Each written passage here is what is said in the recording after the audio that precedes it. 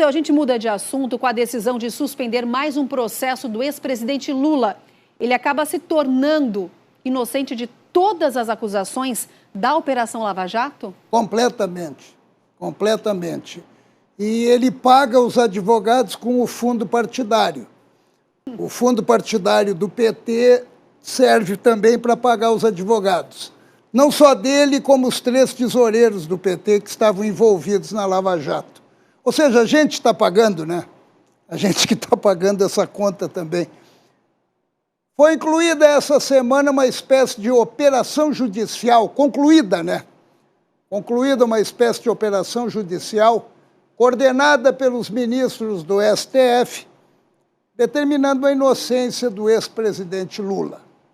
Ou seja, tudo o que ocorreu na Lava Jato não vale mais em relação ao ex-presidente.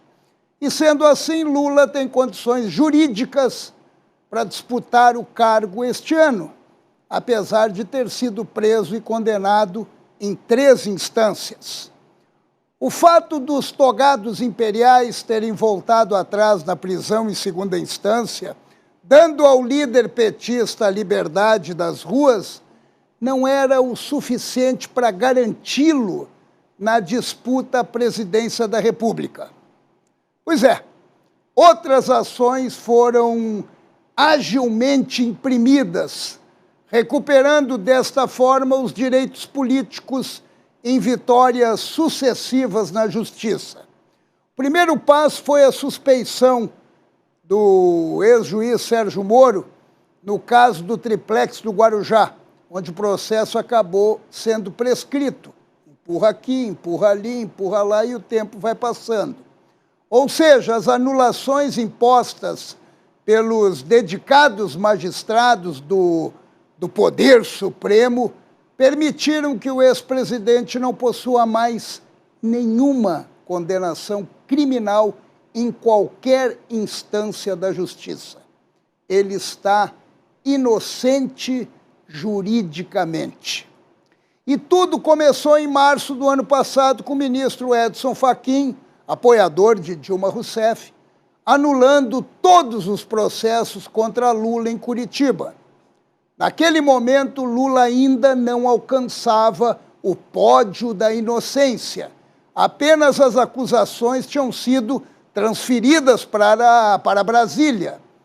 Paralelo a tudo isso, teve a confirmação pelo plenário do STF, declarando Sérgio Moro parcial. Daí mudou a história. E com isso, o ministro Gilmar Mendes, atendendo aos advogados de defesa de Lula, para quem dedicou até naquele momento do julgamento elogios e inclusive lágrimas, estendeu as suspeições a todos os processos que Moro envolvia Lula. Tudo foi para a lata do lixo, determinando desta forma novas denúncias, novas provas e novo julgamento. E em novembro do ano passado, enquanto todos nós enfrentávamos uma pandemia em alto grau, a 2ª turma do STF determinou o desbloqueio de todos os bens de Lula que foram retidos pela Lava Jato. Ele poderá agora, e já está naturalmente, usufruindo de tudo que possui e conquistou com a força e a labuta do seu trabalho. Ou seja, 24 processos foram extintos. O último foi implodido esta semana pelo ministro Lewandowski sobre a compra dos caças suecos. Lula é considerado inocente diante da dedicação dos ministros do STF, lembrando que dos 11, 9 deles foram indicados nos governos petistas. Inclusive, não poderá ser alcançado pela lei da ficha limpa, porque ele está limpinho, limpinho, pois a operação Lava Lula foi completa no Olimpo do STF e certamente servirá de material de campanha, é óbvio. Lula, inocente da Silva.